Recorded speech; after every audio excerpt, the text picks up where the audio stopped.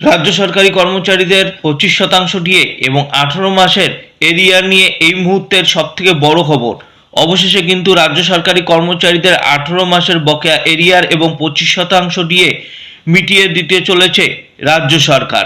এবার 25% বকেয়া ডিএ মেটানো নিয়ে তৎপর নবান্ন। এছাড়াও বছরের শুরুতেই ডিএ নিয়ে বড় পদক্ষেপ। বঙ্গভবনের কর্মীদের বেতন তথ্য চেয়ে আরটিআই, তোলপাড় গোটা রাজ্য। ডিএ নিয়ে এই মুহূর্তের দুটি বড় খবর এই ভিডিওতে বিস্তারিত আলোচনা করতে চলেছি। অবশ্যই ভিডিওটি শেষ পর্যন্ত দেখার চেষ্টা করবেন এবং ভিডিওটি ভালো লাগলে অবশ্যই চ্যানেলটিকে লাইক শেয়ার সাবস্ক্রাইব করে দেবেন। সো চলুন ভিডিওটি শুরু করা যাক। অবশেষে রাজ্য সরকারি কর্মচারীদের 25% বকেয়া ডিএ এবং 18 মাসের এরিয়ার মিটিয়ে দিতে চলেছে রাজ্য সরকার। এই নিয়ে তৎপরতা শুরু হয়েছে নবান্নে।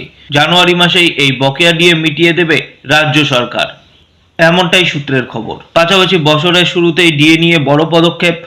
বঙ্গভবনের কর্মীদের বেতন তথ্য চেয়ে আরটিআই, তোলপাড় গোটা রাজ্য। 2025 সালের শেষ দিনে রাজ্য সরকারি কর্মচারীদের মহার্ঘ ভাতা বা ডিএ নিয়ে এক অত্যন্ত গুরুত্বপূর্ণ পদক্ষেপ গ্রহণ করা হলো। 31শে ডিসেম্বর ডিএ মামলার আইনি লড়াইয়ের মাঝেই একটি বিশেষ আরটিআই বা তথ্যের অধিকার আইনের আবেদন জমা পড়েছে, যা আগামী দিনে রাজ্য সরকারের অস্বস্তি বাড়াতে পারে। বর্তমানে সুপ্রিম কোর্টে ডিএ মামলা বিচারাধীন এবং রায় ঘোষণার অপেক্ষায় রয়েছে। ঠিক এই পরিস্থিতিতে দাঁড়িয়ে নিউ দিল্লিতে অবস্থিত বঙ্গভবনে কর্মরত রাজ্য সরকারি কর্মচারীদের প্রাপ্ত সুযোগ সুবিধা নিয়ে বিস্তারিত তথ্য চেয়ে এই আরটিআই করা হয়েছে।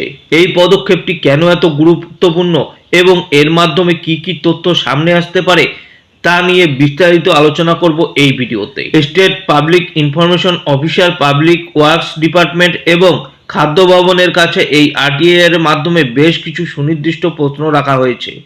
মূলত বঙ্গভবনে কর্মরত কর্মচারীদের বেতনের কাঠামো এবং ভাতার হার নিয়েই এই প্রশ্নগুলি করা হয়েছে।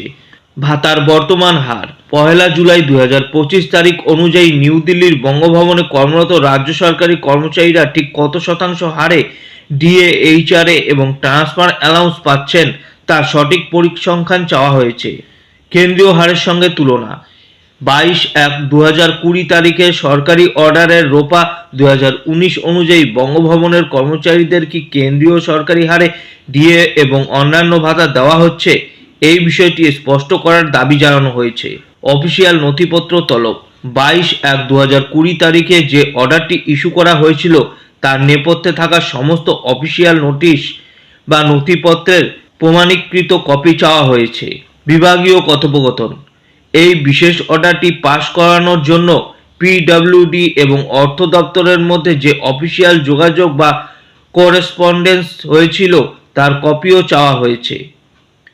17% ডিএ প্রসঙ্গ রোপা 2019-এর নিয়ম মেনে 1/1/2020 থেকে বঙ্গভবনে কর্মচারীরা 17% ডিএ পাচ্ছেন কিনা তা জানতে চাওয়া হয়েছে। কিস্তির বিস্তারিত তথ্য ডিসেম্বর 2025 পর্যন্ত বঙ্গভবনের কর্মচারীরা কেন্দ্রীয় সরকারের ধাঁচে ডিএর প্রতিটি কিস্তি পেয়েছেন কিনা তার পুঙ্খানুপুঙ্খ তথ্য দাবি করা হয়েছে। বর্তমানে প্রেক্ষাপটে এই আরটিআই আবেদনটি শুধুমাত্র তথ্যের জন্য নয়, বরং আইনি লড়াইয়ের একটি শক্তিশালী হাতিয়ার হতে পারে। এর গুরুত্ব অপরিসীম।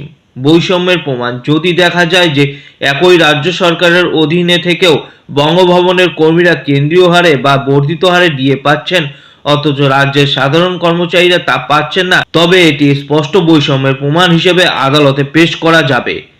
সুপ্রিম কোর্টে মামলার প্রভাব সুপ্রিম কোর্টের রায়ের পর যদি রাজ্য সরকার কোনো রিভিউ বা মডিফিকেশন পিটিশন দাখিল করে তবে সেই তথ্যগুলি কর্মচারীদের পক্ষে জোরালো যুক্তি হিসেবে কাজ করবে। জীবন ও স্বাধীনতার প্রশ্ন যেহেতু বিষয়টি বেতন এবং জীবন ধারণের সঙ্গে যুক্ত, তাই আরটিআই আইন 2005-এর 7-1 ধারা অনুযায়ী একে জীবন ও স্বাধীনতা সম্পর্কিত বিষয় হিসেবে গণ্য করে 48 ঘন্টার মধ্যে তথ্য প্রদানের অনুরোধ করা হয়েছে। এই গুরুত্বপূর্ণ আরটিআই আবেদনটি করেছেন দেবপ্রসাদ হালদার। তিনি ডিপার্টমেন্ট অফ কারেকশনাল অ্যাডমিনিস্ট্রেশন সেকশনের অফিসার এবং ইউনিটি ফোরামের একজন সক্রিয় কর্মকর্তা। 2025 সাল শেষ হয়ে 2026-এ শুরু হতে চললেও ডিএ মামলার জাজমেন্ট এখনও আসেনি। 5 বা 6 জানুয়ারি সুপ্রিম কোর্টে শুনানির একটি সম্ভাবনা রয়েছে। তার ঠিক আগেই এই আরটিআই রিপোর্টটি ভবিষ্যতের জন্য এবং কর্মচারীদের অধিকার আদায়ের লড়াইয়ে একটি গুরুত্বপূর্ণ দলিল বা গেম চেঞ্জার হতে পারে বলে মনে করছেন বিশেষজ্ঞরা। তো এখনকার মতো রাজ্য সরকারি কর্মচারীদের খবর এ পর্যন্তই। ধন্যবাদ।